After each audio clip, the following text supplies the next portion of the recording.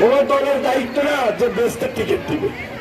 যারা এগুলো বলে বেদাত, এটা শিরক। একটা রাজনৈতিক দলের কাজ হলে মানুষের পাশে থাকা। যারা আজকে লকডাউন দিচ্ছে আর যারা এইভাবে বেস্টের টিকিট দিতে চায়, এদের সঙ্গে ভিতরে ভিতরে একটা সম্পর্ক আছে, যেটা ৮৬ সালেও ছিল, যেটা ৯৬ সালেও ছিল।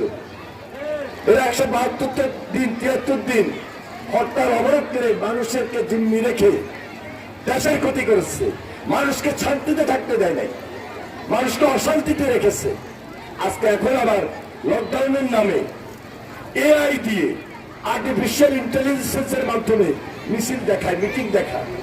আর কিছু তাদের কর্মী আছে গুপ্তভাবে ওই গুপ্ত রাজনীতির সঙ্গে মিলেমিশে ভিতরে বাইরে আজকে তারা বোমা হামলা করে, গাড়িতে আগুন দেয়।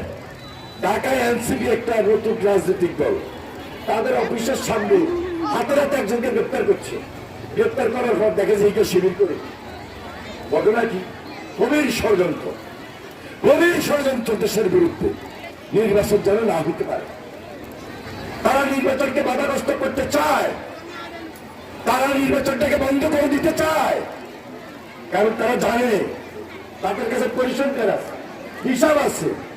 নির্বাচন হলেই গণমানুষের দল আসবে, নির্বাচন হলেই বিএনপি আসবে, নির্বাচন হলেই জিয়ার দল আসবে, নির্বাচন হলেই খালেদা জিয়া আসবে, নির্বাচন হলেই তারেক জিয়া আসবে, নির্বাচন হলেই তারেক শীষ আসবে, নির্বাচন হলেই আলী চৌধুরী আসবে।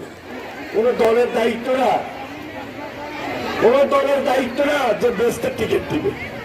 যারা এগুলো বলে বেদাত, এটা শিরক। একটা রাজনৈতিক দলের কাজ হলে মানুষের পাশে থাকা।